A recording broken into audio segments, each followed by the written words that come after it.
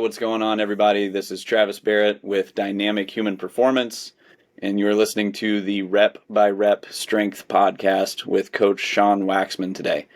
So, Coach, thanks for sitting down and talking training for a little while. Why don't you go ahead and just give everybody a little bit of your background here? I'm a coach, weightlifting and strength and conditioning. Uh, this is my 30th, I think my 31st year as a coach. Started as an athlete, played football in college. Wanted to be a coach early on, so I got into weightlifting to look. I want to get into strength and conditioning. I got into weightlifting to help me learn the movements that I would use, the tools that I would use with strength and conditioning. I figured the best way to get good at anything is immerse yourself in that world, and weightlifting uses all the tools, and so I did that first as a training tool to become a strength coach, and then I fell in love with weightlifting and got good at it pretty quickly. So I adopted that as a sport, and along the way, it was the people that I trained with. Most of them wanted to be coaches, so it was a really interesting training environment because we would train together, and then after training, we would talk about weightlifting or coaching. So it was great. So it was kind of a 9-year PhD in movement. My coach, Bob Tacano, and he's a really good scientist. Biology and physiology are his background. So, and he was very generous with his time with me. So I would come early before we would train. He was training the high school kids, and he allowed me to be a fly on the wall, and I would ask questions. And so it was a really great learning experience for me. And at the same time, I started my first strength and conditioning job at LA City College, and that kick-started my strength and conditioning career. So I worked at college level and then high school level as well, and pro level with the LA Kings and the Long Beach Ice Dogs. And then 2007, I just focused on weightlifting. I opened up a weightlifting only gym. And from 2007 to 2020, that's all I did predominantly was just coach weightlifting. I had a gym in Los Angeles, the Waxman's gym, and the 95% of what we did was weightlifting. So in 2020, I closed the gym. I had COVID made it too difficult for me to want to stay in LA. So I moved to Utah and did nothing for 6 months. I decompressed from the experience of the previous 2 years, and got a call out of the blue from Eric Jones, who was named the new head football coach at one of the big Bingham High School, which is kind of the historically dominant high school in Utah. And he asked me if I wanted to be a strength coach, and I wanted to get back into strength and conditioning. I didn't want to use weight. I didn't want to have weightlifting as my money maker anymore, like the brick and mortar.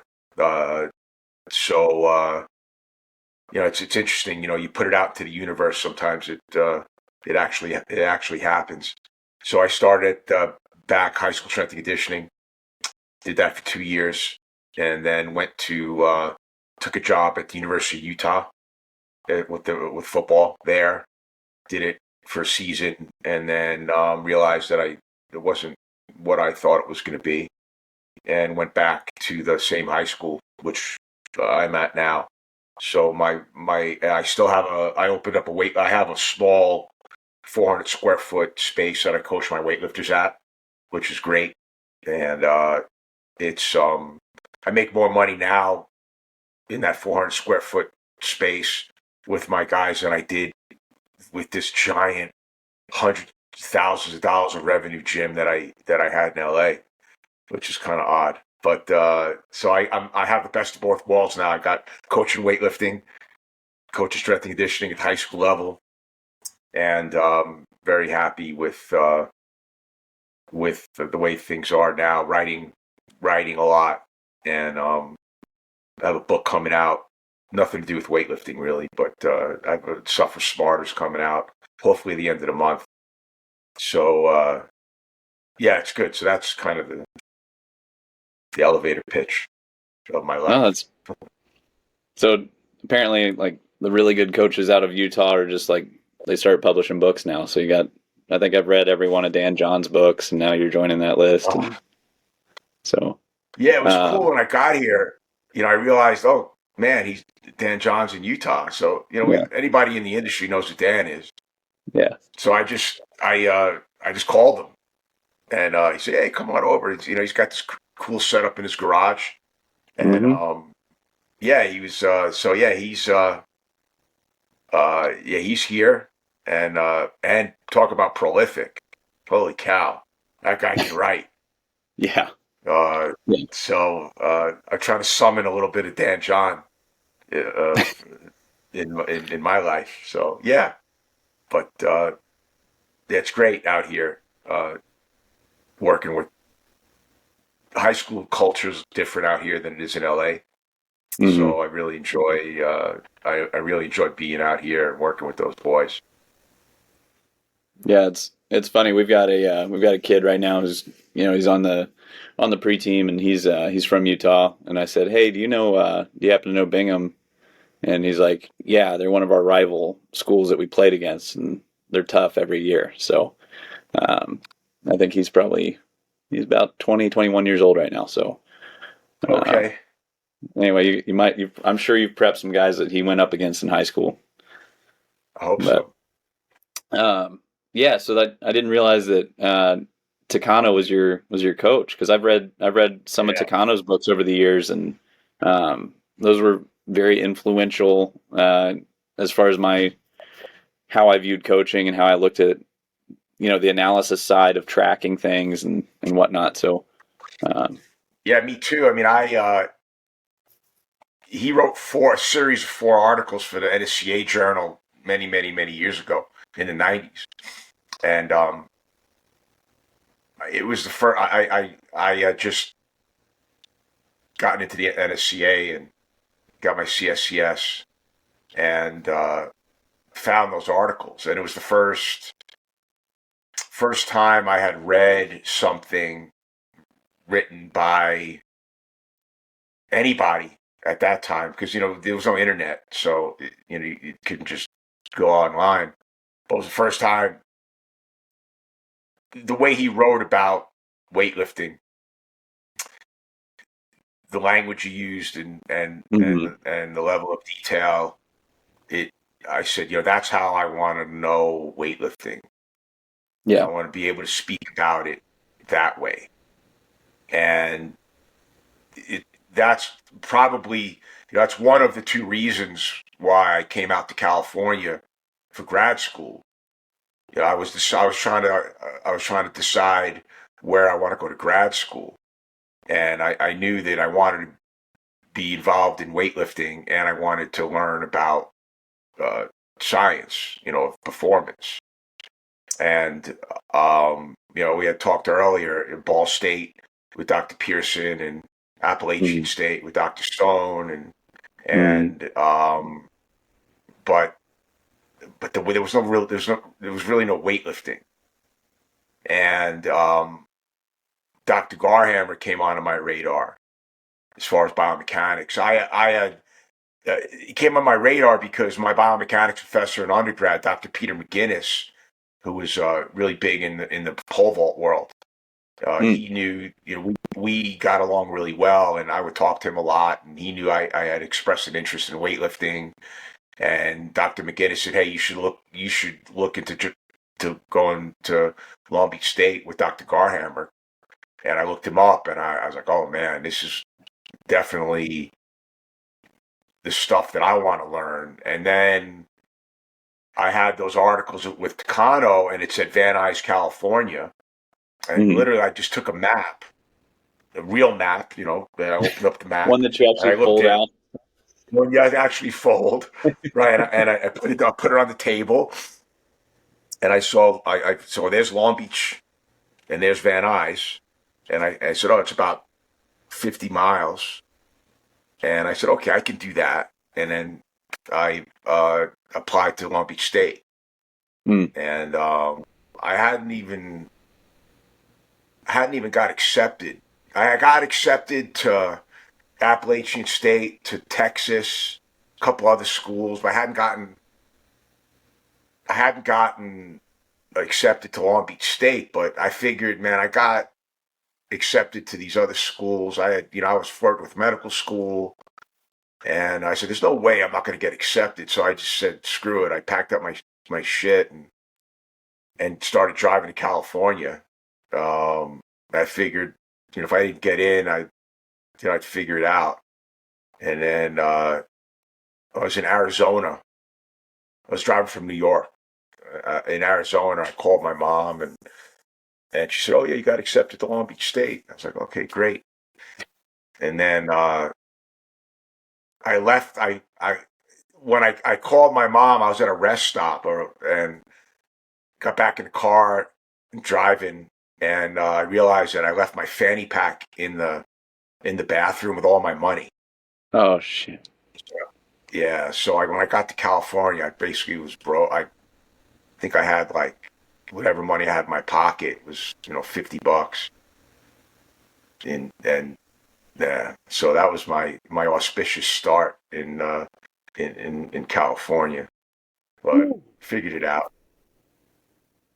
All right. Then I didn't get my financial aid, my loan. No, Yeah. my loan didn't go through. So I was like, oh man. So I was homeless for a while. My first semester at Long Beach State, I was homeless. So yeah, Whoa, but man. you do what you got to do, man. Yeah. Yeah. I remember reading some of that stuff from Takano where I thought the way he, like, there's a phrasing he used where he talked about, like, he kept referring, instead of a person, he'd say, like, the organism, you know, where he's like, the stress to the organism. And that was like, That's how he coached, man. He didn't see you as a human. He had no and remorse. which I can see both sides, where it's like, okay, that has some pros where it's like, nope, this is what we're going to do. And I can see some cons where it's like, hey, we kind of need to adjust some things because the freaking organism isn't adjusting to or responding the way we intended. Um, but no, Yeah, yeah. It was it was quite an experience. because Um, there was like a group of Van Nuys guys, right, that like really started popping out of there and doing really well.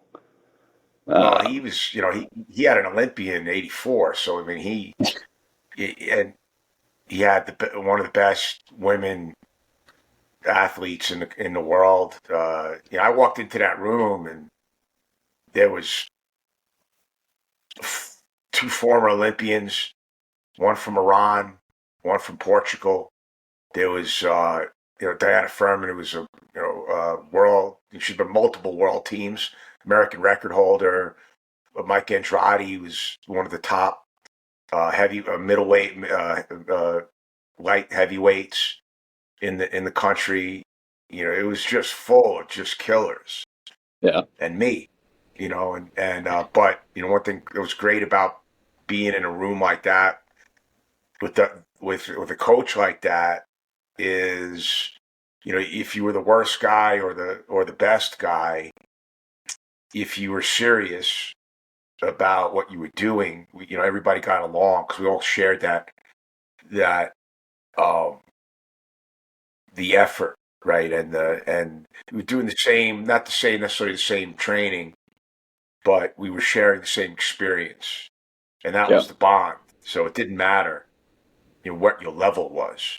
Right. So, it was such a great experience for me.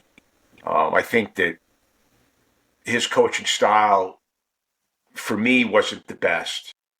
For some, it was, but he basically told me early on. I came in and my measurables were great. Like I could run fast, I could jump high. I was a really good athlete. So on paper, he looked at me and he says, "Yeah, you can do this, but you're old." By the time I got to California, I was 24. Yeah, So he you're says, old. "You're You're old." damn near dead, man. You know. He says, "You're talented." He says, "You got about 6 years."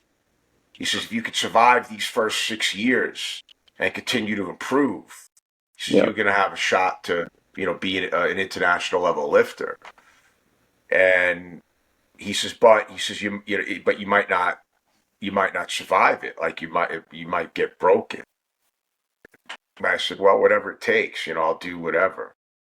And so I had this meteoric rise for the first 4 years, and then I couldn't.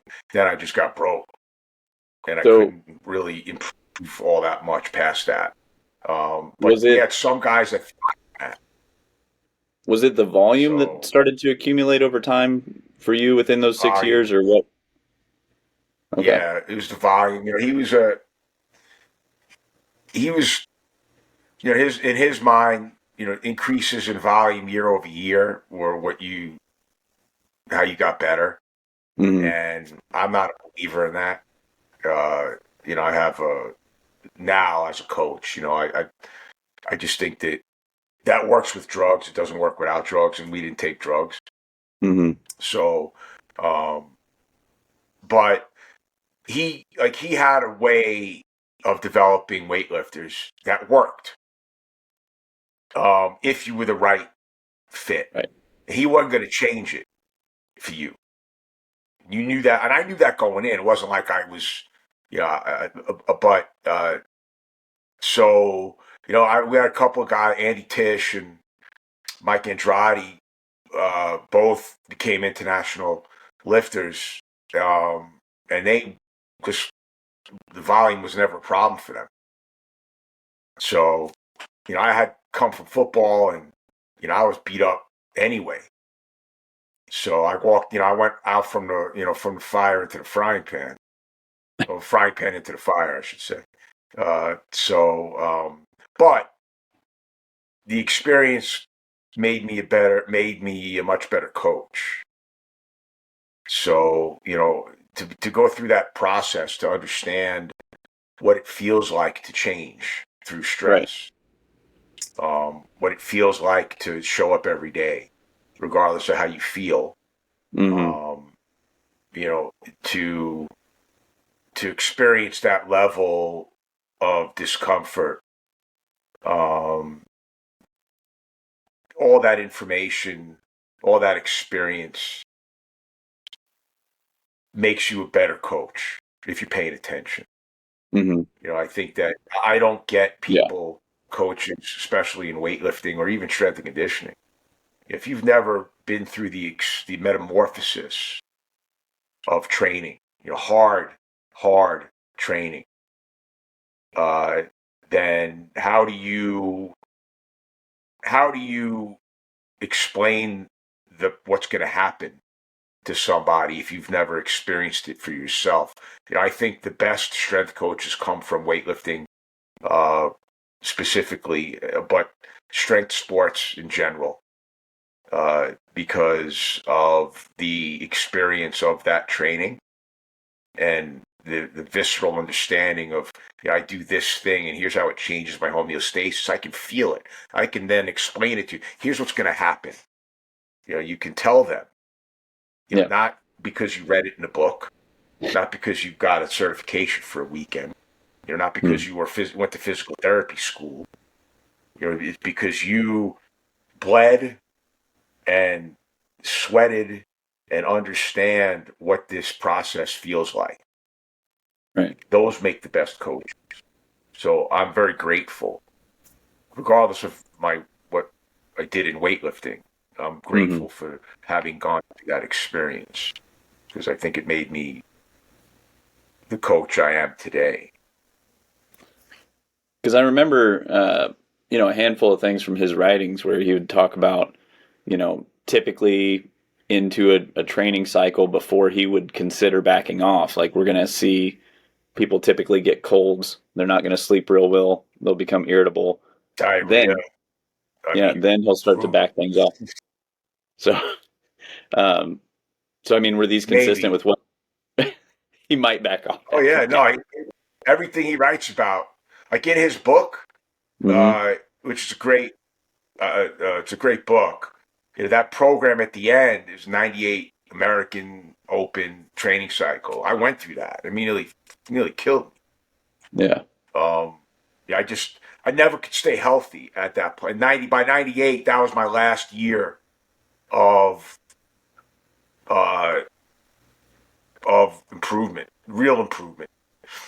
But I did that training cycle, um, did well, but it was so brutal that I couldn't recover in time because that was in December. Nationals was probably April or May. Mm. I It took me a month or more to recover from that training cycle, and I just was never the same after that. It just killed me. Um, and But yeah, I mean, everything he writes about, he's not writing things, telling stories that are fables. This is reality. This Yeah. is exactly what we went through. So, yeah, brutal.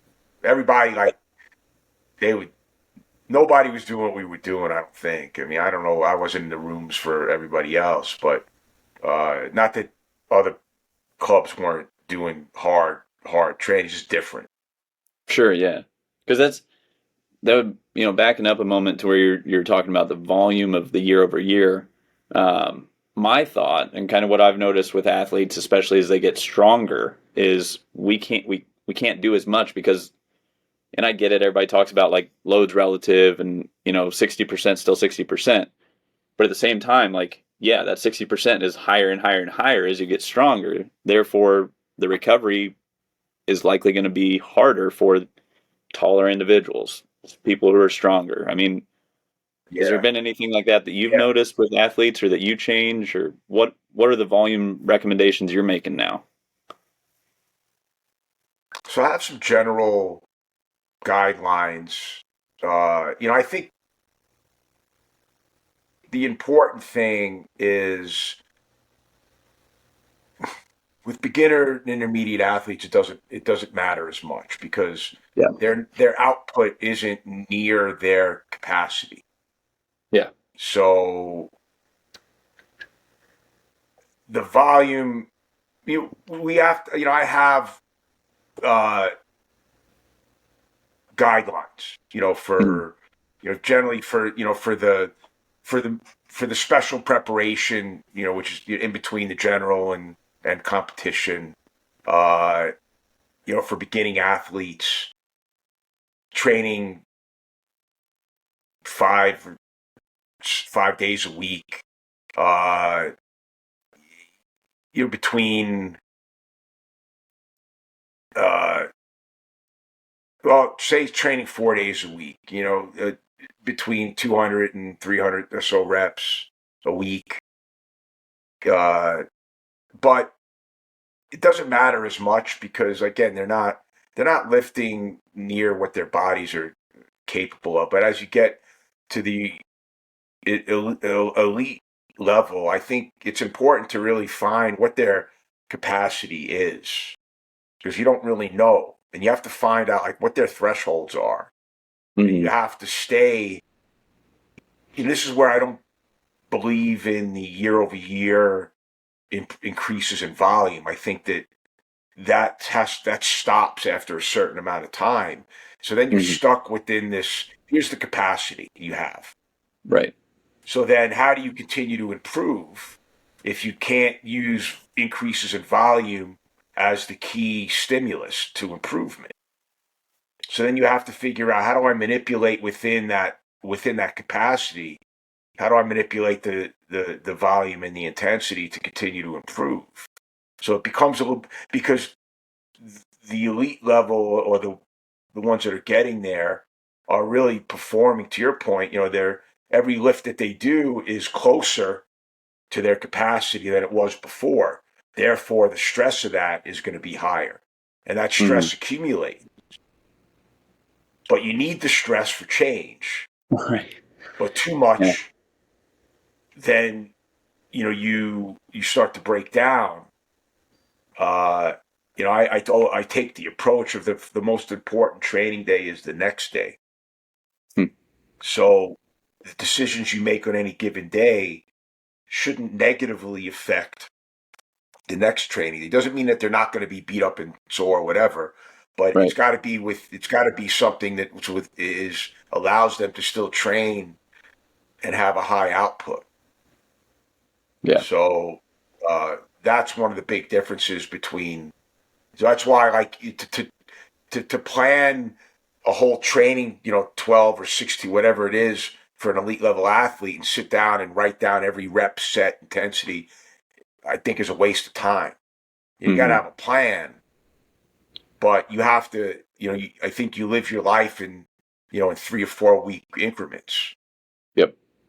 Until and then you have to reevaluate every 3 or 4 weeks.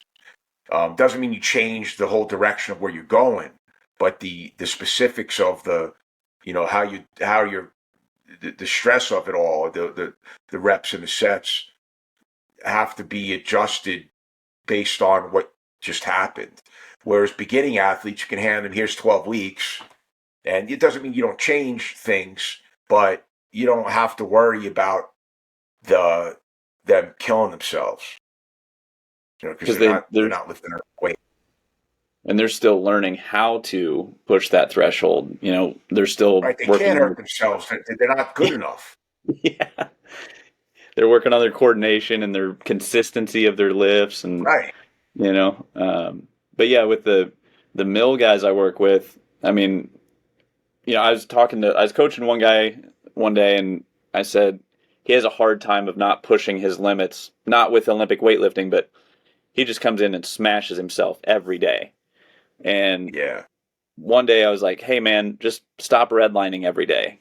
So then that became, well, don't redline every day. And now it became dread. So all these guys, I tell them dread when they come in, because I'm a big fan of, there's many different types of periodization that work, obviously, but I'm a big fan of Vladimir Shurin and block periodization and those guys. And Absolutely. whereas Shurin and I think Zatsiorski was talking about the point system of a 1 through 5, and just introducing that basic concept to these guys here and saying like, hey, your budget is 15 points in a week. You can't have repeating 5 point days. And then show them the basic principles of training, and then let them kind of manipulate within that framework.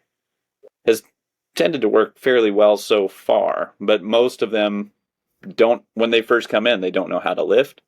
They're still learning how to properly perform the basic movement patterns. And then we start loading it last. They're probably so sick of the volume at this point, but it's that important to get the motor pattern right. Because if the motor pattern's not right, then it's really hard to go back and change it. So, Well, it's the most important thing, I think, mm-hmm. in any time whatever discipline you're in using a barbell. Barbell's a powerful tool. And it causes tremendous amounts of stress. Good, and that stress can be good or bad depending upon how you use it. But I think that the better the movement patterns are, there's what you create is you create the output is going to be the output that you're planning on. If a squat is a squat, and it's done the way a squat should be done, then you're accumulating the stress that a squat provides. You're developing the fitness qualities that a squat is supposed to uh, uh, to uh, to provide. When you're dealing with a complicated movement, like a more complicated, it's not complicated, like a clean, there are specific qualities that clean is going to develop. And, Yeah. when you develop a training program, basically you're saying, what are the fitness qualities I need to improve the whatever desired output is, right? If it's weightlifting, then it's the snatch and the clean and jerk. And if it's strength and conditioning, then depending upon what, what the goal is to improve. So essentially, you're using these exercises to create the stressors that you need to create the right output. So if the movement is done correctly, then you can predict what the outcome is going to be, because the movement is creating the right stressors at the right and developing the right fitness qualities. If the movement patterns are bad, then it's just this hodgepodge of um, stress that has no direction. Exactly. Yeah. How do you predict outcome if each exercise is really not doing? We put exercise on the paper. We need to get stronger. We're going to squat. We need to create more explosiveness or reactivity. We're going to do a clean, or we need to get more posterior chain. So we're going to do a good morning. But if those aren't done the way they're supposed to be done, then how do you know that you're not overdoing something, underdoing something? The other thing, especially with weightlifting, because the weights are a lot higher than you would do in strength and conditioning, is every time something's done incorrectly, even if it's slight, even just slight deviations, just little micro fluctuations in stability, you're creating these micro traumas. And it's the accumulation of these micro traumas that causes overuse injuries. Accelerate them.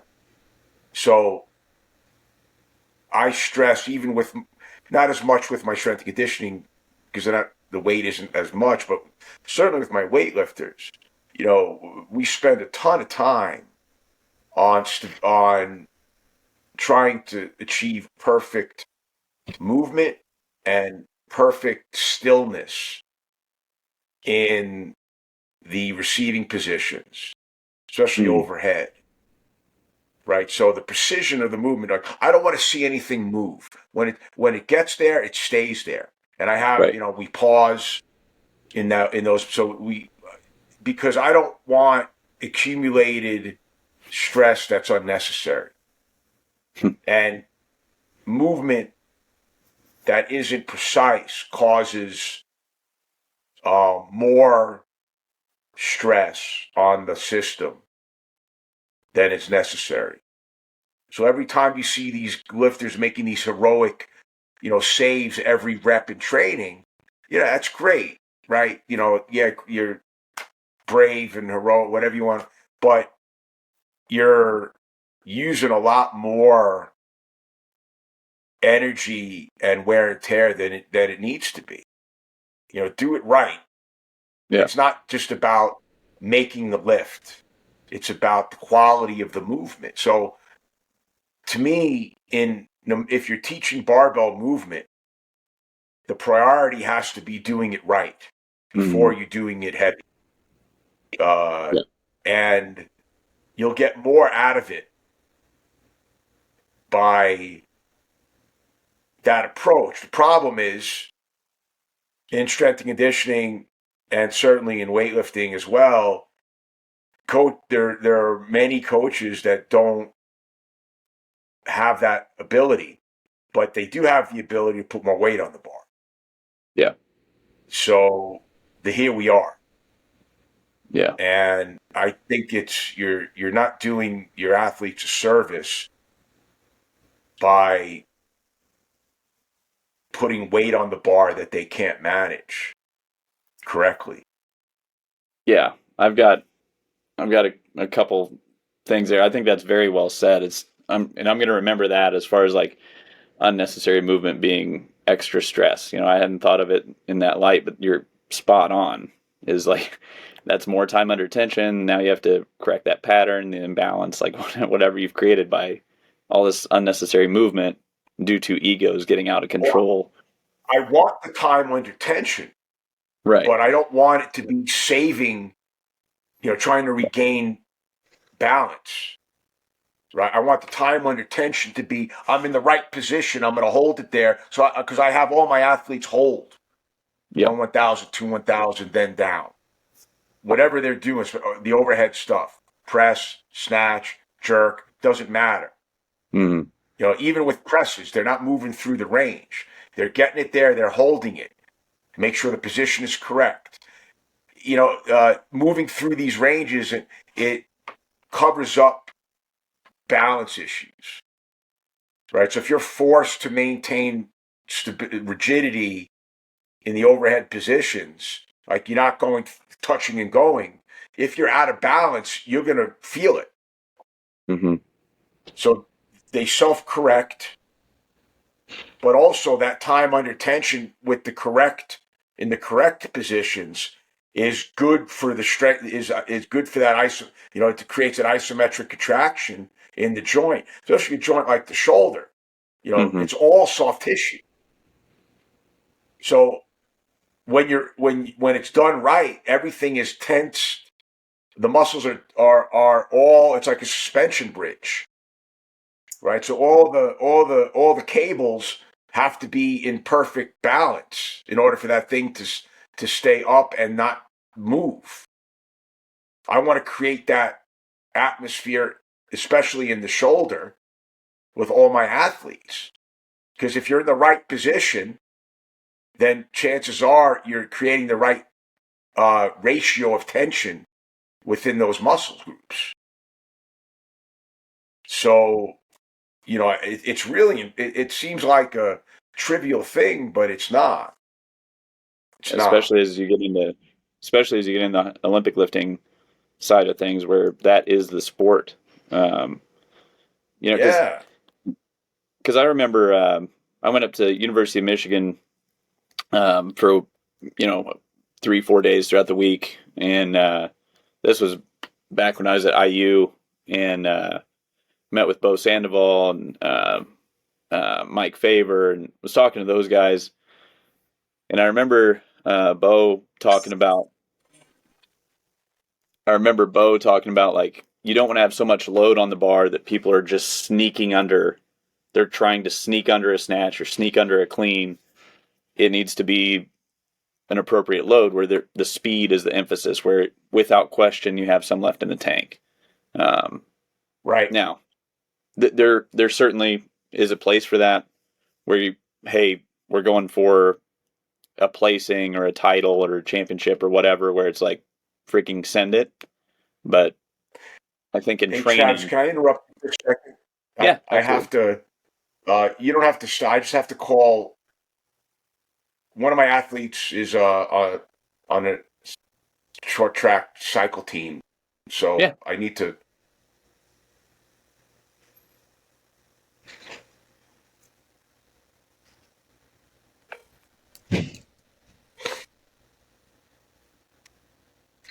Hey, I'm doing a podcast right now, so we got to make this quick. Oh shit. No, it's fine. Okay. Day 2. Yeah, back squat. How's your back feeling?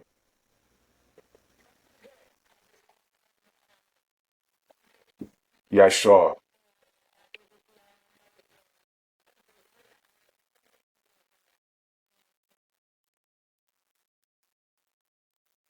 All right, let's do doubles in the clean, but from blocks.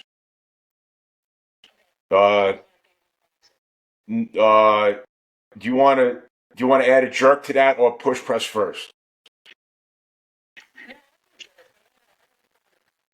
Okay, so let's do 2+1. Yeah. If you want to touch 80%, that's fine, but I don't know if it's necessary. See how you feel.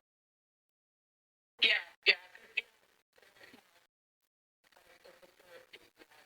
Okay. So that 3-2-1 is just 2 rounds, right? Yeah. Okay. And then you want RDL, or is that too much? You want the hypers? Um, the RDO kind of stressed me out for Uh, a few days. The hypers never really. all right. So let's go. Do them banded, and then all the other stuff that the supplemental stuff. All right. I'll talk to you. See you. Sorry about that. No, I would love to actually keep that in because Yeah, that's fine. because for people to hear that, as far as like, I don't think a lot of people know and understand what coaching actually is. I think a lot of people are under the assumption like, nope, it's just 3 sets of 10, go do it, don't bother me. And it's very interpersonal of like you ask questions right there. And oh, hey, Coach Waxman, why didn't you have them like maxing out for tons of reps? Doubles? I mean, come on now, like we need to do at least sets of 5 and 10 on, especially on the Olympic lifts. Um, but no, I think that's very valuable for people to hear stuff like that so they can understand like this is what real coaching is. You're asking feedback. How are they feeling? Like, yeah, if we want to touch that 80%, that's great, but we don't have to, you know? Well, especially if you're training. The weight room work for other sports Yeah. is a means to get them better, to prove the output of their sport. Yep. It's not the sport. They're not. She was a weightlifter, and she is a weightlifter, but a good one too. Uh, so her. It's interesting because she's always been an athlete that lifts right at her potential. Like she's Yeah. got no reserve. I mean, she's just fearless. Yeah. So it's great, but uh, so somebody else's. They have the sprint team, the cycle team's got their strength coach, and all the other athletes on that team are novices in the weight room. Hmm. So 80%, like we talked about before, 80% for them is not that much relative Right. to their ability, their output ability, their ability to jump or run or whatever. But for her, 80% is 80%. She's got to be on the bike today, doing all this crazy stuff. Yeah. So her 80% for her is going to be a lot more impactful Yeah. than the. And I just went to California. I worked with those guys for a day, kind of cleaning up their technique and things like that. So, they're great athletes. I mean, you have a pro basketball player, former pro basketball player, 2 guys that were high level track guys. So these aren't amateurs. These are professional, high level athletes Right. in their not in the weight room. Right. And So right. with her, you got to be. I take the program that's written and I adjust it for her Yeah. because she needs different things. And that So is I was just having that discussion with a colleague of mine a few weeks ago, and he hasn't, he hasn't spent the time in the weight room that I have. And, this is my 17th year of being a coach. And it's over time. And I mean, there's great people they're a beast on the court, on the field, whatever, but in the weight room, they suck. And that's not a bad thing. That's just like, you know, exactly to your point. It's a means to an end. They're there because they have to be because their coaches make them. You want to make it as enjoyable as possible, but at the same time, it's like they could care less, and their energy they only have so much. It has to be allocated to the sport to improve upon the sport. And this guy was kind of arguing with me about like, well, no, the better athletes are going to be better in the weight room, and I was like, they might pick up on things quicker, but they're not always the best in the weight room. But just because you're a good weight room kid doesn't mean that you're getting on the field either. So right, I think that, and this is an unpopular, because of how the strength and conditioning has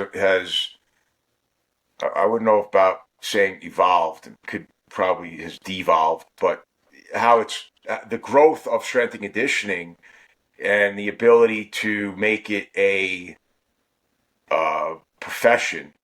Mm-hmm. What's happened is, you have the developmental pie, right? So the different, you can slice it up in different ways. What's the biggest slices are what goes on with the barbell, because that's going to be the most impactful stressor, is what you can do with a barbell. Mm-hmm.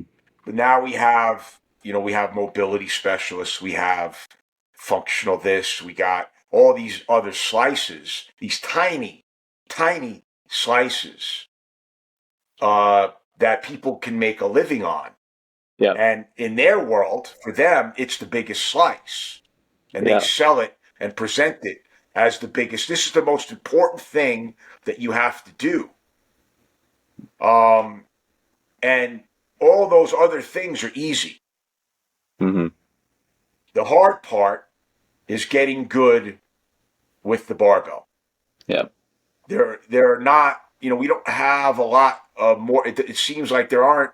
There's a ton of people in the industry selling their whatever they're selling.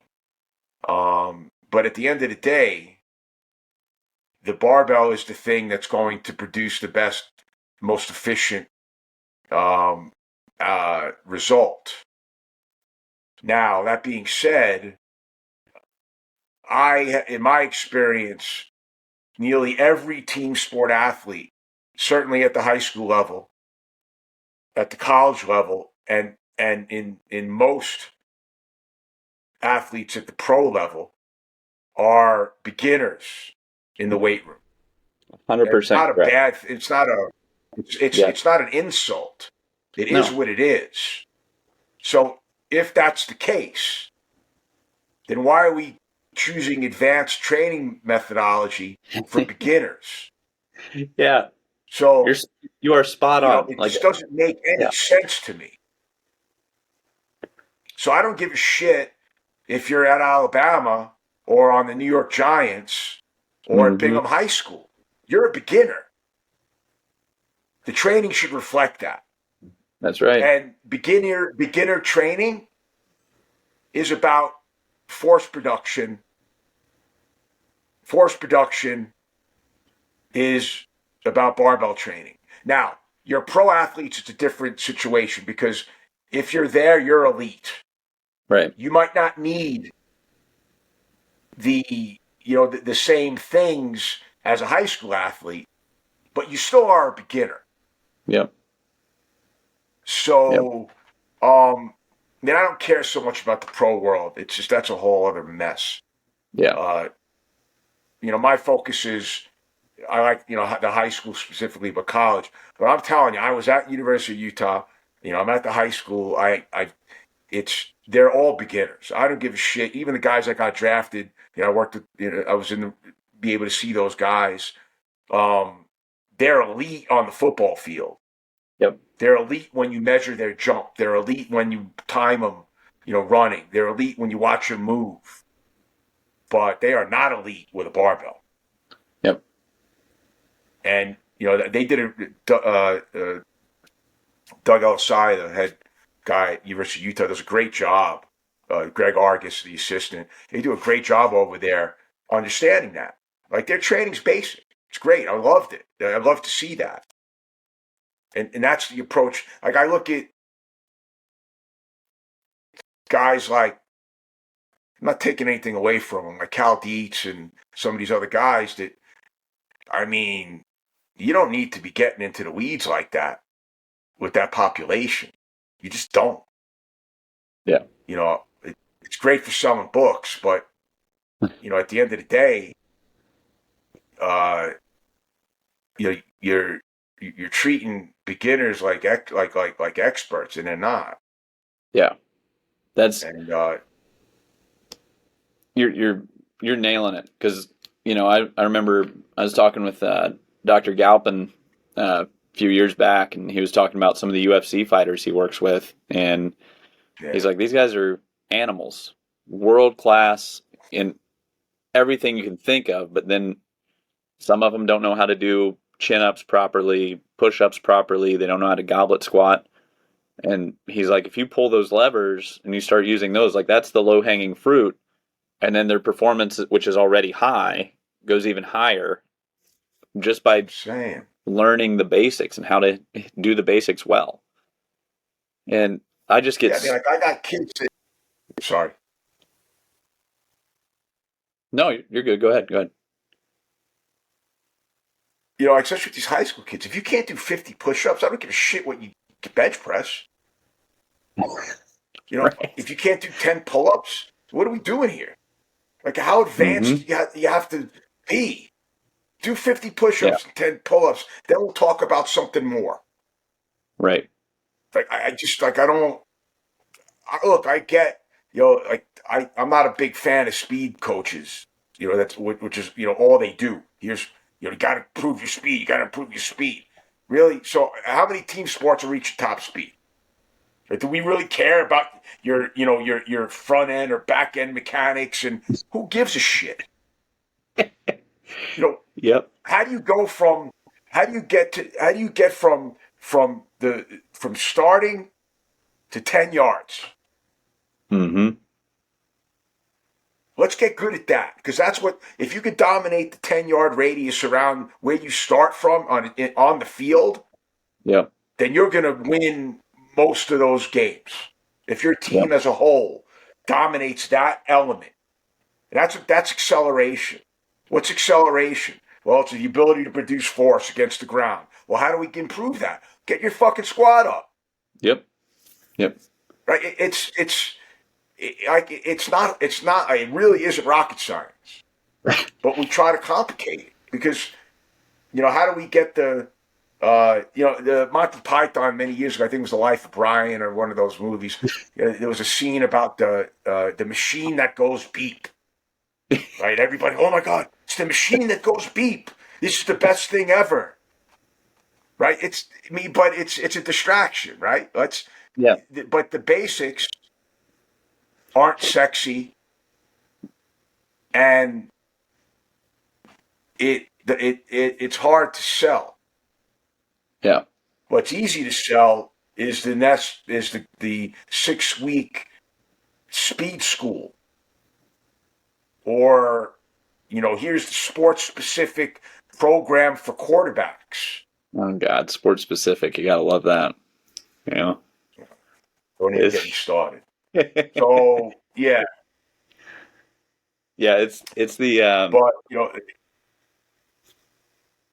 yeah, it's the thing with I think I saw a quote that said complexity is the enemy of execution. oh And man, that's a good. people just try to go in all the time and it's like what like and I tell like I don't know if you can hear it right now, but and I hope it doesn't come through on the recording, but there's guys warming up right now that are they're doing their team pull-ups and push-ups every single day they come in the gym. That's a requirement when they enter and exit. Um, That's great. but and they do. Oh shoot, where was I going with that? But it's just hammering these basics home, and people think there's something else. And I explained to these guys like it's barbell work, and we're just manipulating the force equation every day. Are we hitting big mass? Are we hitting big acceleration? Or are we doing a little bit of both and doing some hypertrophy? That's basically.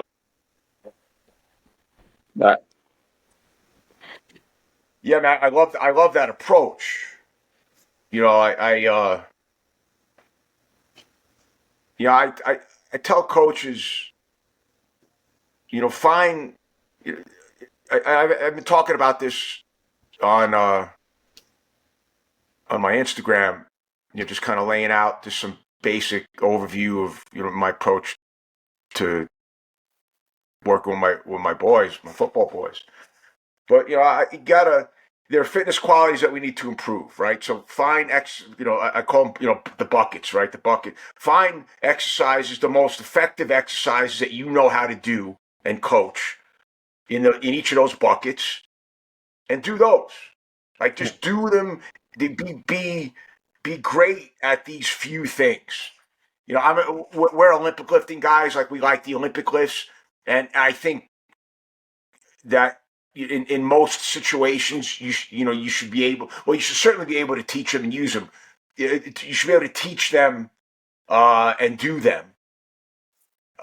Whether you use them is specific to your situation. Like, I didn't use them when I was at the high school first. It just, the setup wasn't conducive to it, so I didn't use it. I used other things. But Right.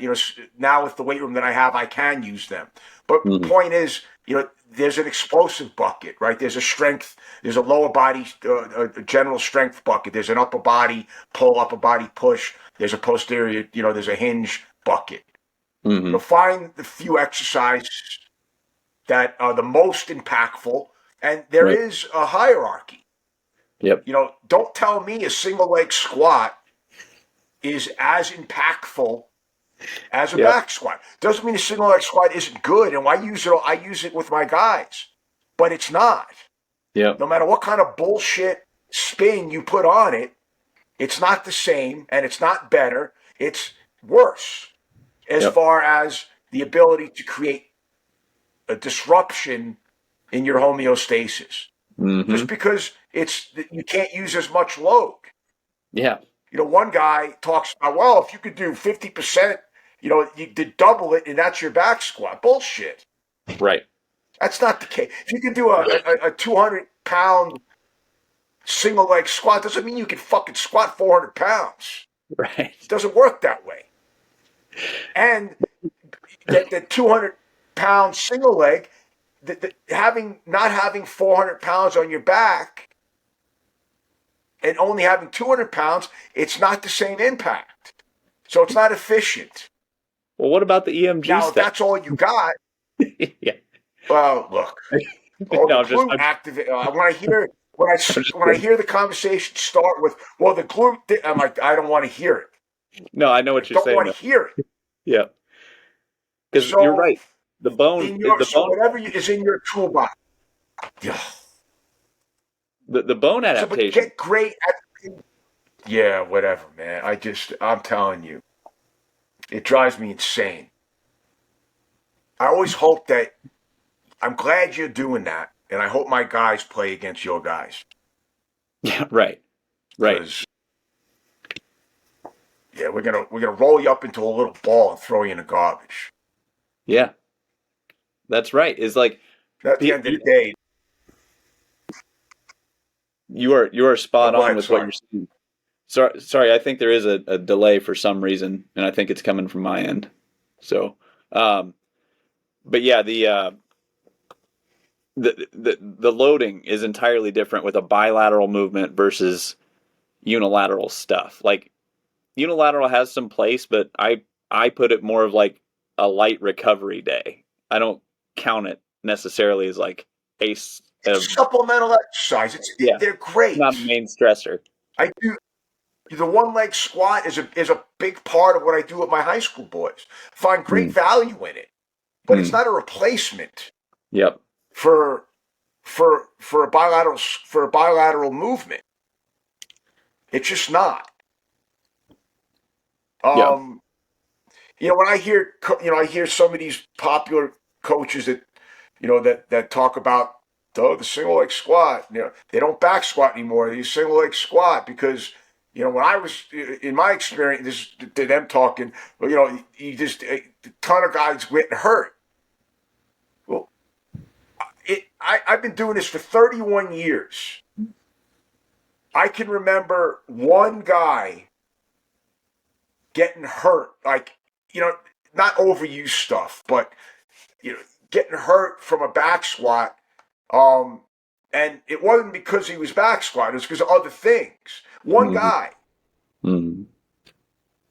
So if you have a a large amount of people who you're hurting in your weight room because of an exercise, Yep. you're looking at the wrong problem. You're the problem, not the Yep. exercise. Yep. And they talk about, well, the back is the limiter in the back squat. Well, okay. Well, then then let everything rise at the same time. Mm-hmm. Movement is not about isolation. We don't move in isolation. The movement is a coordinated concert of muscle contraction and relaxation. In a particular sequence. It's everything working together. So you're training the bulk of the major exercises you use should have a combination of the ability to have to coordinate, not isolate, coordinate Mm-hmm. with both, heavier loads to a certain extent and more speed. So the more load on the system, the more profound and the more quickly you're going to get an adaptation. Mm-hmm. You can bullshit around with all this other lower intensity stuff. That's forced low intensity, right? Because you can't have high output. When you have a single leg, by design, it's going to be less than a bilateral movement. Mm-hmm. So your output is lower. Therefore, the adaptation doesn't come as quickly, or not at the level that it would come with the higher load. Right. It's not like we got all day with these guys. Yep. Right. So how do you maximize the time that you have? And you maximize the time that you have by creating the adaptation in the quickest way. The quickest way is through load. Yep. I'm not saying I don't want people grinding shit out. And I'm saying, with the appropriate load. And just by math, bilateral is going to be more than unilateral. It's just the way it is. Mm-hmm. So, if the unilateral comes at the end, it's a remedial exercise. Let's see.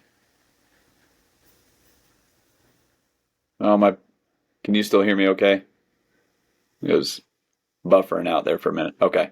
Yeah, because we'll do a unilateral circuit at the end of a training week to do essentially a recovery day, and we know that it's by design, and it is not anywhere close to our heavy days that we're actually chasing strength. And it's a different stimulus. Yeah, it totally, and it's setting them up to recover, to heal, and like if they want to, it's not. It has its place in training, but we know it's going to be a way back down day, And yesterday, I was working with the local fire department academy. They've got a fire academy. Let's see, we've got 10, 12 guys, and anyway, we're limited by our equipment and we're limited by our time. Right. So I only have 30 minutes with these guys, and we do a really quick carry circuit to warm up, and then the two main exercises yesterday were we have very heavy carries that we do, and then some very heavy sled drags and or sled pushes.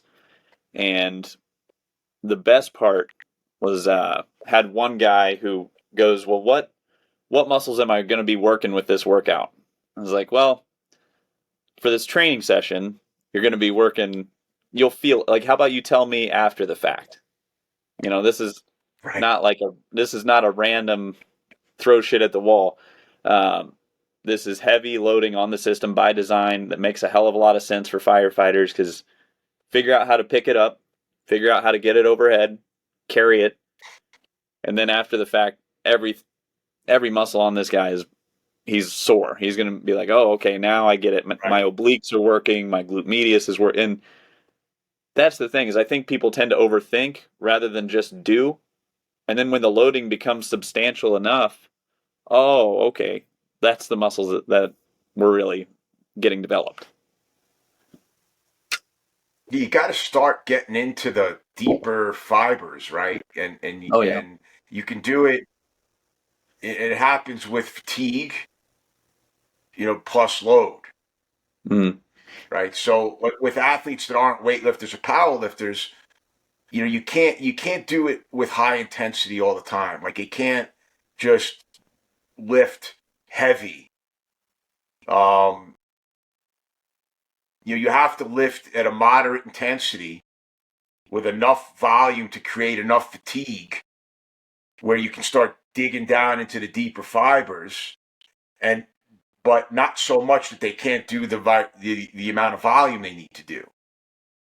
An experienced athlete, weightlifter, powerlifter, they could do, a 3 reps that can really do have a huge impact on your system because of the amount of weight relative to their ability, Mm-hmm. maximum ability.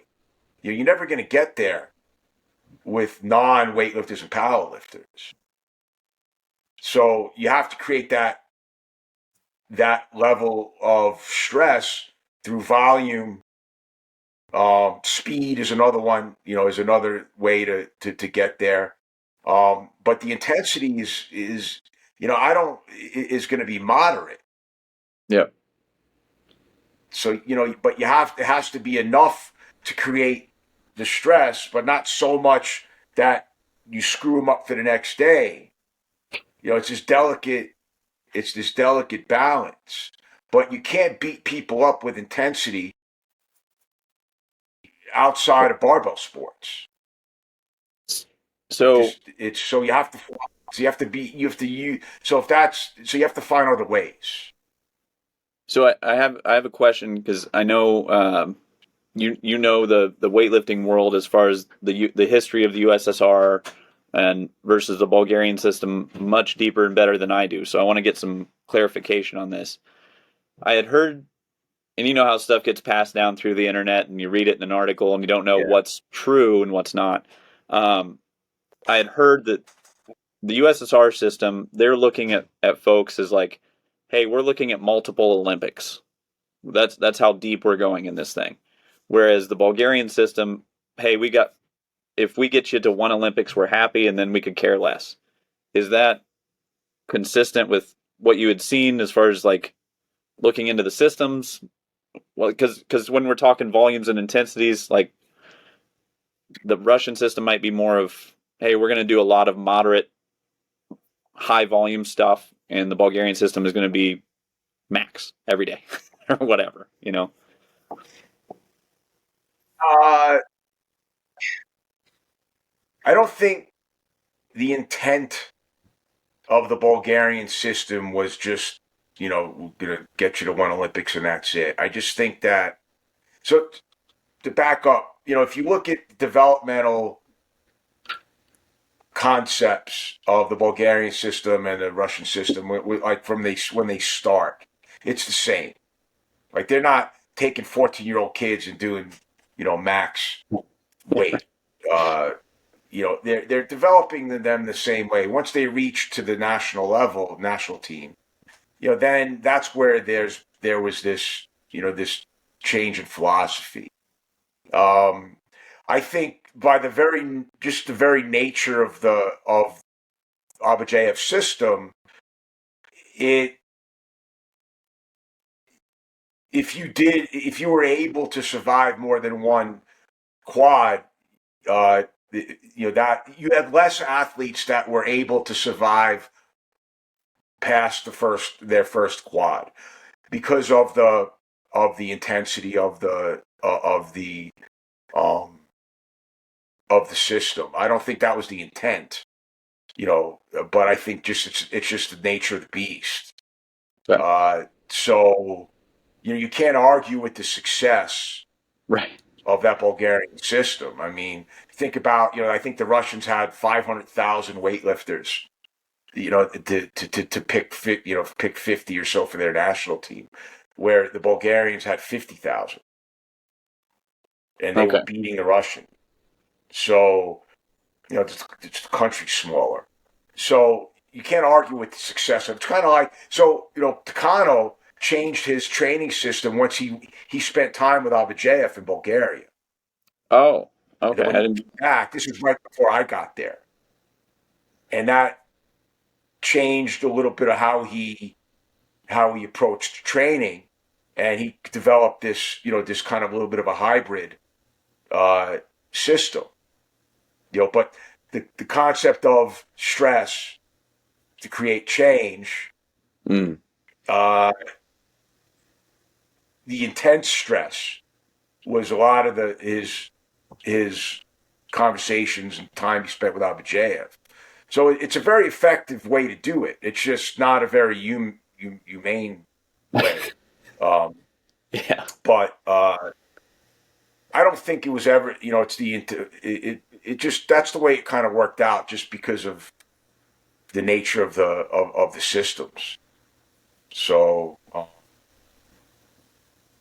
but yeah, it was, people think, oh, it's so much fun to just max out all the time. Try for a little while. See how that. By the time those guys got to the national team in Bulgaria, they're just mutants. Yeah. Just mutants. Because you watch them come out like there's no expression. They just boom, snatch, done, move on. And I knew Antonio Krastev through John Brose was Antonio Krastev's good friend, and I got a chance to meet Krastev a few times and talk with him. He moved to New York. He was a bouncer in New York, which was crazy. And I got to talk to him, and he really didn't like weightlifting all that much. So I would ask him. I was like, Antonio, like, why did you do weightlifting? He says, I had two options. I could be a weightlifter or a coal miner. So I chose weightlifting. It's just, so when you talk about no expression, this is their job. Like, this is their best option. In China, I got a chance to, every time I coach internationally, you would talk to the coaches, and in China, one of their strategies is, they try to find somebody from the mountains of somewhere where, there's no, like, they're shitting and pissing in the street, because there's no, it's just terrible existence. And weightlifting becomes their best option. So, this is everything for them. They excel in weightlifting, and all of a sudden their family gets elevated. Yeah. Like, there's food. Everybody gets fed. They live in a better apartment. They have these things. And it's huge motivation. Yeah. I talked to one of the Chinese coaches. I think it was at the World Universities in Mexico, Merida, Mexico. And I asked him, I was like, what are the most important things when you're trying to identify talent? And he said, it's two things. He said, the most important things are motivation and coordination. And he said, that's it. He says, everything else you can teach. He said, but they don't have motivation and coordination, they're not going to be good.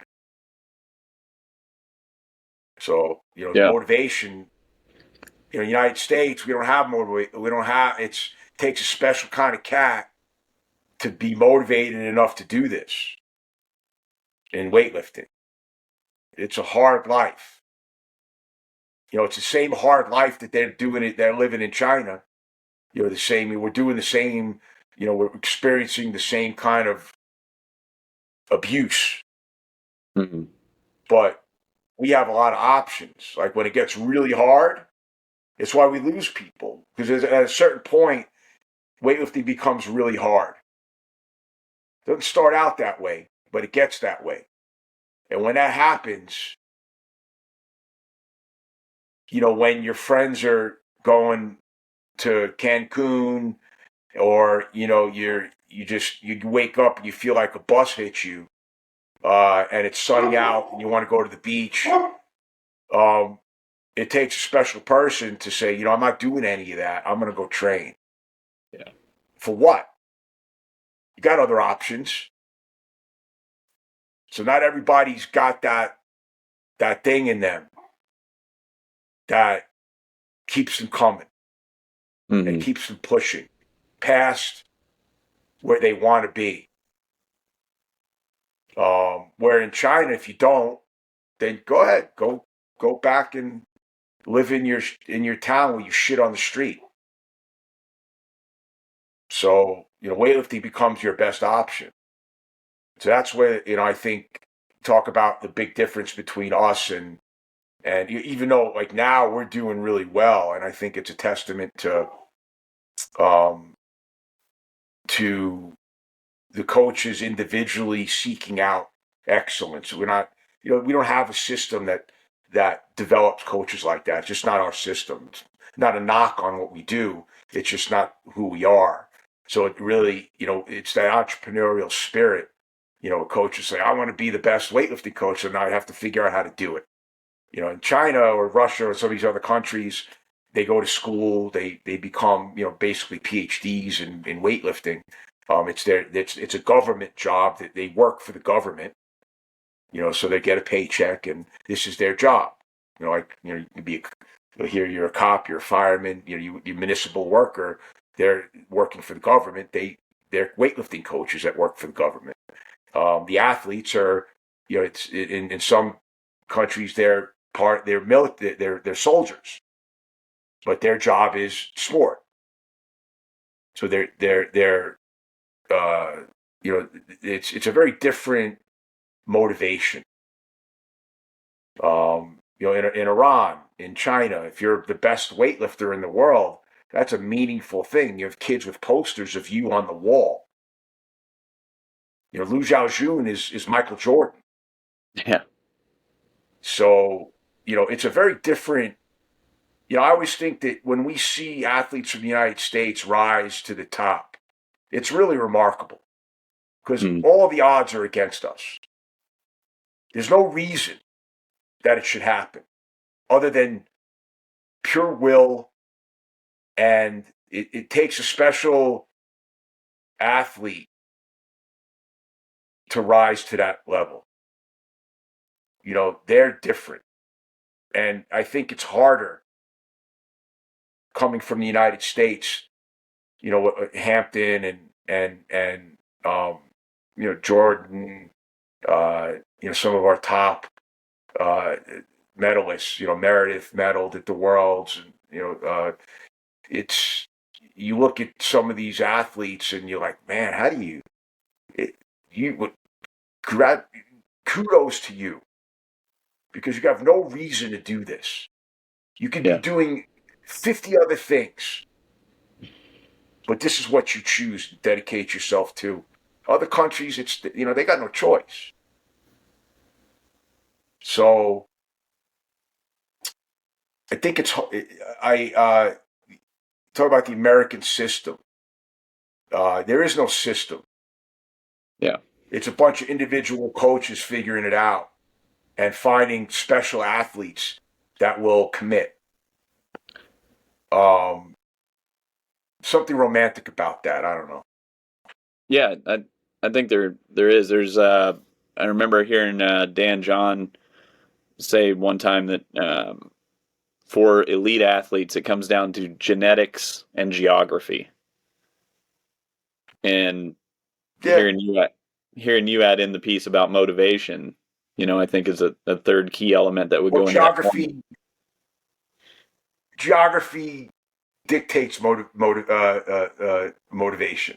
Yeah. Right. So if your geography is in Central Asia, right, then there are certain things that are going to be involved with living in Central Asia. Right. So it's just a different way of saying the same thing. Yeah. And it makes you wonder when you see these athletes like, Michael Phelps, for example. What if he had been born in, like, I don't know, Nome, Alaska, and had never had the opportunity, like he had those anthropometrics, never had the opportunity to even meet a coach who's like, hey, you'd make a great swimmer or whatever, Right? Um, Because they're not being identified in sports school. Hey, you're going to be a swimmer, right. right? It's luck. Yep. It really is luck half the time. It does. If Carl Lewis never runs, like if he does something else, then we don't ever get that. Mm. It is there is a luck component because we're not identifying talent. We don't have that system. In other countries, there are these sports schools, and it's like a physical education, and then they can identify. Okay, you're going to be. This is what China did Hmm. uh, before was it 2004? So they wanted to have an Olympics. The Beijing Olympics was that Oh, eight. 2004, 2000, whatever it was, Yeah. 2008. So they decided 4 or 8 years prior that they wanted to have an Olympics, and they were not very good in most most Olympic sports. So what they did is they said, okay, we want to host an Olympics, and we want to make it's sports uh, in repressive systems is a tool for national pride, right? It's a very different thing. Like to be the best at these sports is a very it hits different in that culture. So they just basically they don't invent anything. They just take from other, which is fine. They looked at what the Russians were doing and the Eastern Europeans, and they said, okay, how do we take that and adapt it to what we're doing? And they said we want to identify the sports that we can excel in. Hmm. And weightlifting became, especially the women, because their men didn't became better after their women.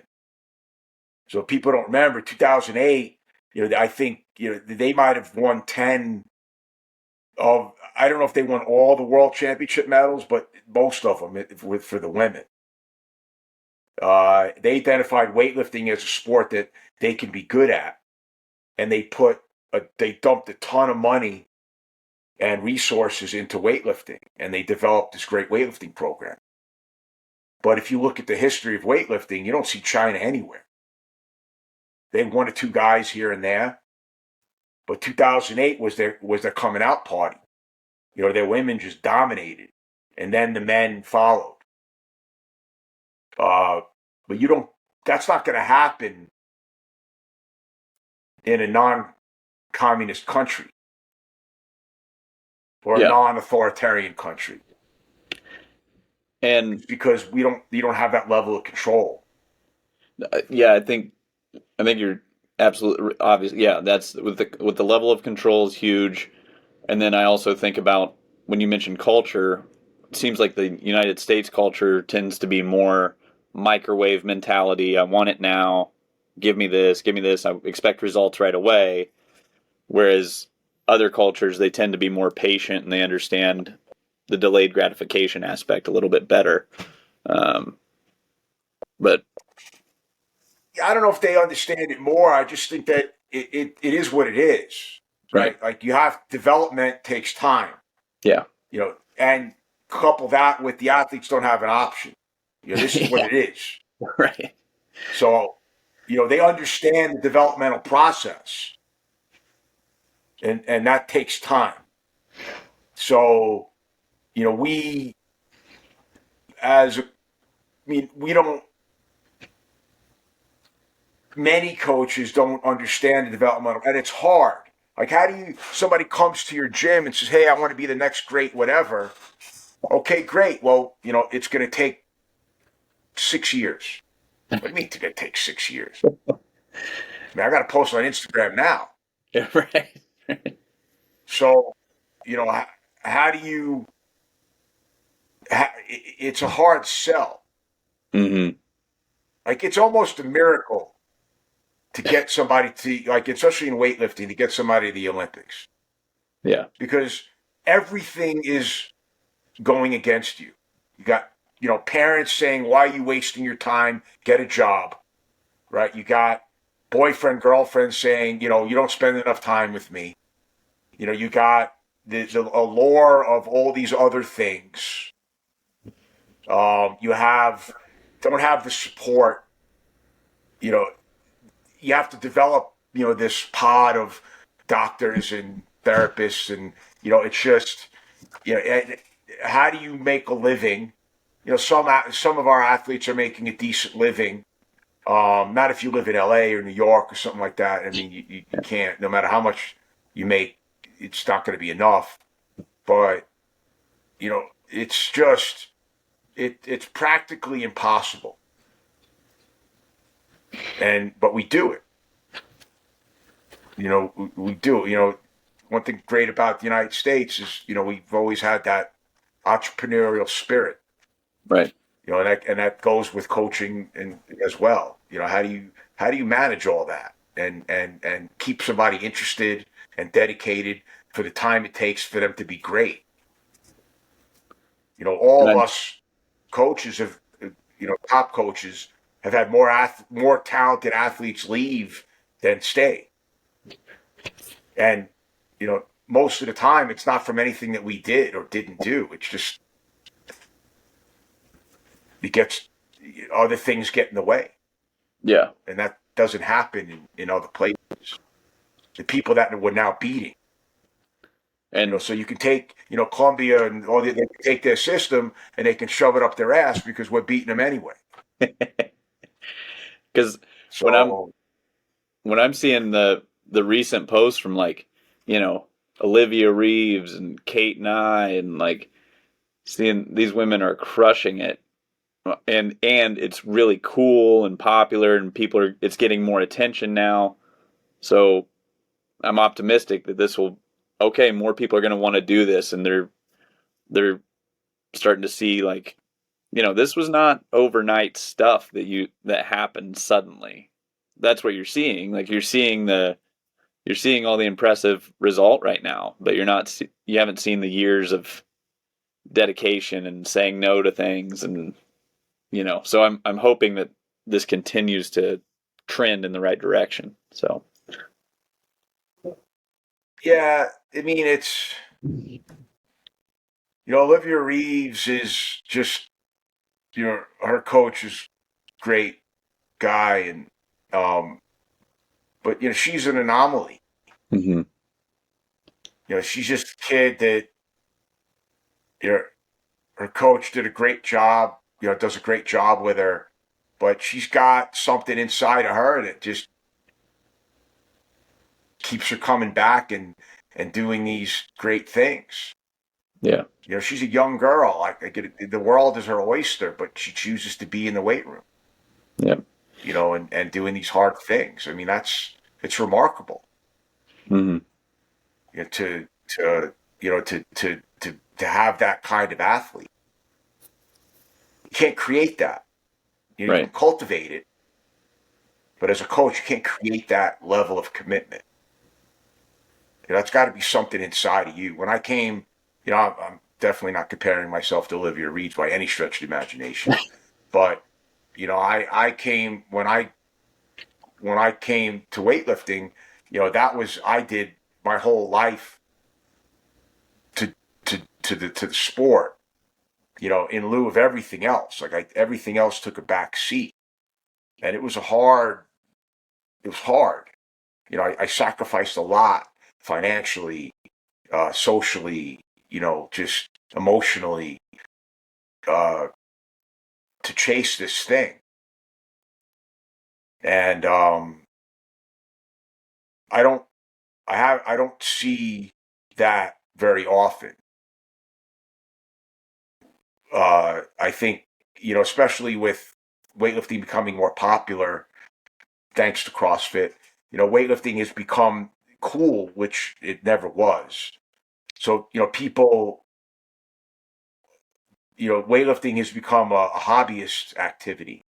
People like to dabble, and their qualifying totals are so low that you can dabble a little bit and qualify for these competitions in it. And I'm not saying there's anything wrong with it. I'm just saying that because you're on this stage with the lights and people watching, it gives you some kind of level of accomplishment. But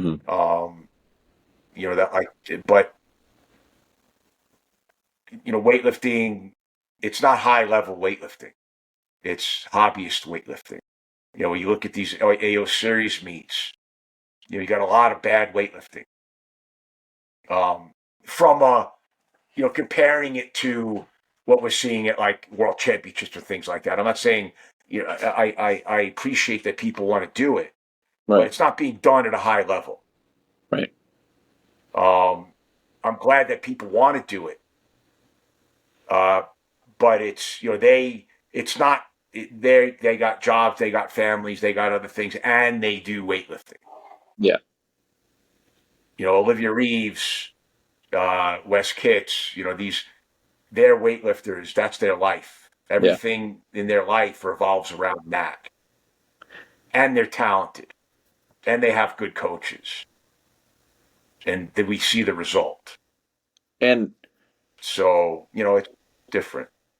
Because throughout as I was learning and continue to learn about not just weightlifting, but strength and conditioning, I look at, regardless of the people, I look for the commonalities, so like, I remember I first heard it from Louis Simmons, Glenn Penley, I think Travis Mash, and basically you're describing the same thing as like, essentially like, the great coaches and the great lifters understand, they call it the way of the samurai, was the first phrase I heard from Louis Simmons, where he's like, hey, there is a obsession, a true dedication to this singular thing, and you are dedicating your whole life to it. And that is so rare to run across in nature, like how it is luck. It's like being exposed to it, and then now this is what I'm going to do, Yeah, I think it's a good point. I think, the one of the things that's missing in coaching now, and we had more of it decades ago, was the pursuit of mastery. Yeah. I have some friends, one of my good friends, Adam Lang, he's a world-class chef, and we trained together. His shop was right next to my gym, and we would have these conversations, two totally different worlds, right? But the commonality was we were obsessed, and our whole lives revolved around, being a master in the things that we did. And there's a cost to that Right. that a lot of people aren't willing to pay. Yeah. Huge cost. And I have some people in my life that are of that mind in different worlds. And we all share that one thing, is we were going to do whatever, our whole pursuit in life is to get as close to being a master in what we're doing. And it just takes time, and it's a hard ask in this world, because if you want to, like, if someone asks me, like, how do I become a great coach? They don't want to hear the answer. Yeah. The answer isn't take a course, get an internship, and now, just start. It's a more complicated process, and it takes time. Yep. And time has been distorted. The concept of time has been distorted as information has become more easily accessible. We have this connection with, we want to learn, we want to find something out. I'll just type it into Google and find it out. So but finding something out, understanding the facts, is not the same thing as being a master. Being a master is having the facts, but understanding how they all weave together. And that comes through time and experience. And it's hard to get somebody to want to take that time and understand how all these things fit together, instead of saying, I can recite these facts. All you got to do is read a book. Yeah. But the application of those things into different situations is understanding. I always talk about, compared to music. Mm-hmm. You can write the notes down on a paper, but music is not just the notes. It's what happens in between the beats. That's what great music is. Great coaching is not just understanding the facts, but it's understanding, the spaces in between the facts. Mm. And it just takes time, experience, observation, and then, evaluation and contemplation and all these things. And you can't do that in a weekend. That's why the music conductor is always the oldest guy, and understands how all the pieces intertwine and work together. Yeah.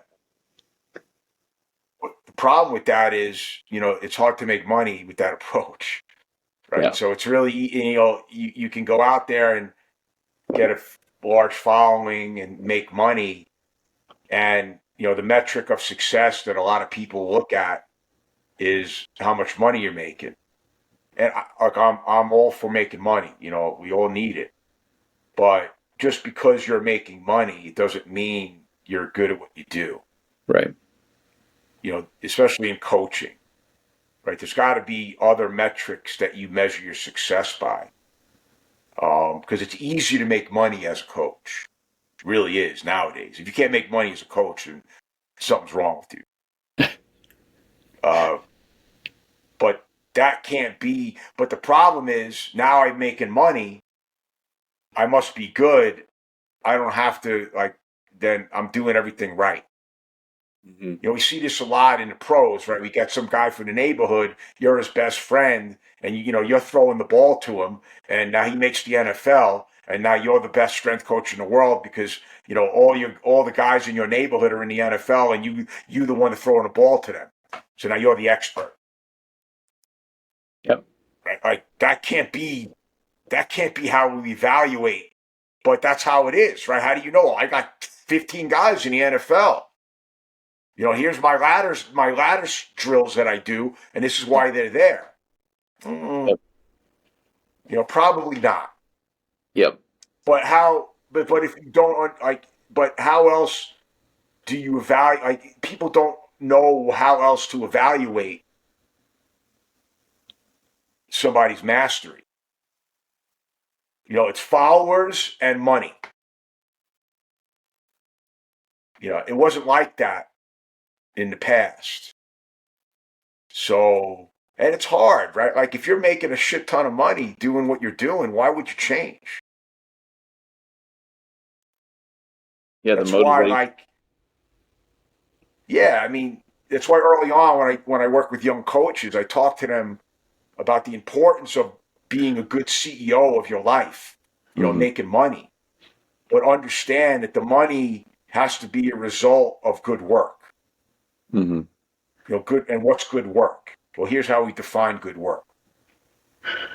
So I think it's, is making sure that young coaches understand what they're about, what they're doing, why they're doing what they're doing, the importance of it, why it's important to be good at it. Mm-hmm. Good at teaching movement, good at solving physical problems. And as a result of that, and being a good business guy. And the result of that is going to be, you're going to have athletes, you're going to have a system that develops athletes consistently the right way, and you're going to make money. It's not, I'm just going to make money and I'm successful. Yeah. So I think that it's a very preachy soapbox thing, that I understand that. But it's important because we got a lot of we don't need any more bad coaches. We got plenty. Well, We don't have enough coaches that are in the pursuit of mastery. The thing I appreciate with everything you've said so far is, those who are not coaches and have not had the opportunity or been trained by really good coaches don't understand how much truth there is in everything you've said. Like, this is all entirely 100% accurate, and people don't like to hear the truth. They don't like to hear but this is the way it is. 100% is. There's guys that I've seen at the collegiate sector up to the highest Power 5 you can think of who are just cheerleaders, and they don't know fuck all about training. And people automatically assume, oh, well, you're working with the Power 5 top tier or a pro level, you must know what you're doing. It's like, nah, it's probably easier to train those guys because they're so like how much are you actually doing? And then I think it's even harder to develop the junior high school kids because they're still growing, they're still learning, and then you have to put them in a group and work them together. If you can get those guys to move well, then no doubt you can get anybody else to move well. But if you have people who have, like I watched your video the other day of my favorite argument is when I hear people talk about like the Olympic lifts are hard to teach. They take too much time. And then I think you put out a video that's like, well, watch me teach it in 8 minutes or 11 minutes or something. And, 8 minutes. It's like, this is, so that whole, well, let's not do something that's hard. Let's not do something that's like, take some time. You know what I mean? Like, that's basically what people are trying to say and do is like, hey, well, let's just do this instead, even though we have all this great equipment. It's like, my whole thing is like I said before, maybe the Olympic lifts aren't the right fit for your situation. I get that. That's a great reason to not use them.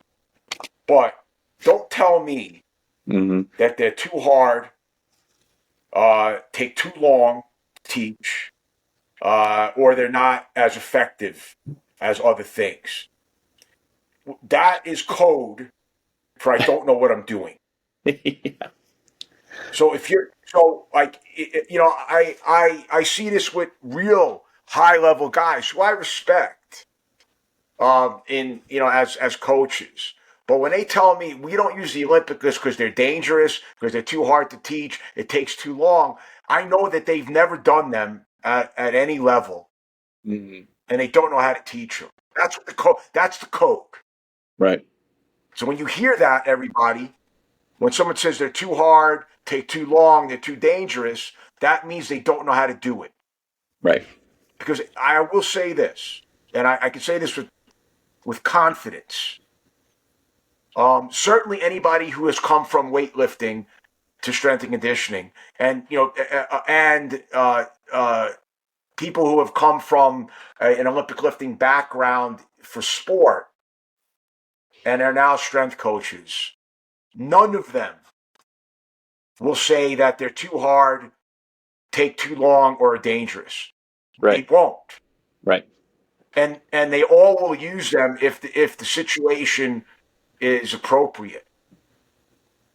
So it drives me nuts when I hear accomplished coaches say that.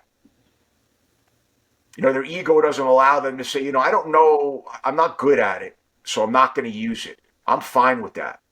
I think you should learn, but that's a whole other thing. But let's talk truth to the situation.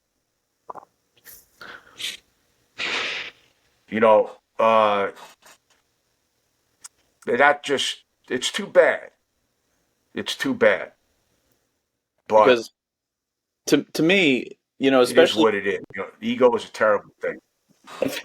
yeah, because people are, and I don't know where that disconnect happens or whatever, but I was fortunate to be around, Coach Robe and some other great dudes early on who said, hey, if you don't know something, just fucking say you don't know and we'll help you. But somewhere along the way, like I'm people, happy to,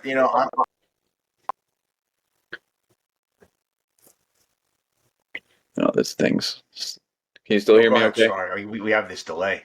Yeah, this Yeah.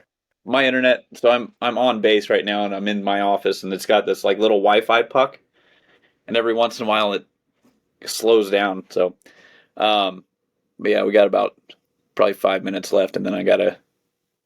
Um, Okay. but um, but yeah, like every good coach I've ran into is more than happy and willing to teach and help each other and others, like not just other coaches, but people just have to set their ego to the side and say, "Hey, I'm having trouble with this. Can you help me with it?"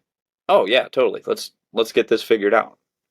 Um, Yeah, I mean, it takes a village, right? Like you have to mhm, be competent in what you're competent in, and mhm, what you're not and you have to know enough about the other stuff to be able to ask good questions, and you have to be, your ego has to be in a place where you can bring other people in. It's you can't just have this, like, this is my fiefdom and I'm going to control it, and I'm not going to allow anything else in, and anything that's not in this fiefdom is wrong right, or is bad or is ineffective. But really, it's, I don't know. I'm not comfortable with it, so it's bad. But what kind of bullshit is that? right, That's crazy talk. yeah, So, the great thing about being good at things is that you can assimilate or filter what you, at any given time, what's appropriate. Like, you're not limited. It's not everything is in a hammer. The more you know, right, you can, it's the old cliche, right? The more you know, the more tools you have, you can use the right tool for the right job. You're not limited, by the two tools you have. And every situation, I'm going to use these two tools. right, And, sometimes that's using the tool yourself, or being competent uh, and confident enough to say, hey, this guy, he's great with this tool. We're going to bring him in. Doesn't mean that it's not a statement on your lack of knowledge. mhm, It's a statement on how confident you are in what you know, which means that you're okay with other people coming in to your house and helping you out. Or because you can't be great at everything. Like, if I have a guy that wants to run the 100 meters, I'm not going to coach him. I mean, I know how to run 100 meters, and I know I can have conversations about what that takes. But if somebody wants to be great at running the 100 meters, then I'm not their guy. mhm, That's why I'm not a sprint coach. But you want to get from here to there 10 yards away, I'm your guy. mhm, So, and I got no problem. And I tell my guys that all the time. If you want to be great at 100 meters, go run track. So I think, the ability to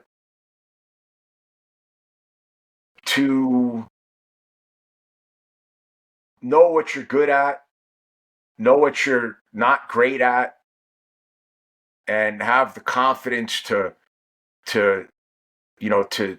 to bring other people in. I just think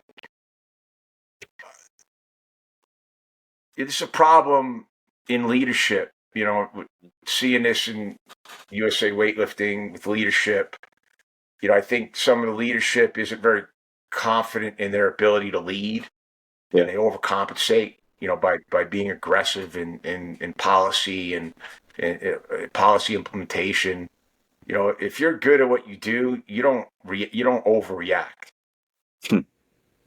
right? You don't have to, because you're confident enough to take the criticism and make the change, instead of saying, "Oh my God, I'm being attacked. I have to attack back." So we see this in coaching too. I'm being attacked. I don't know this. I'm going to attack back. I think that's a poor way of dealing with things. Yeah, I think that's very well said.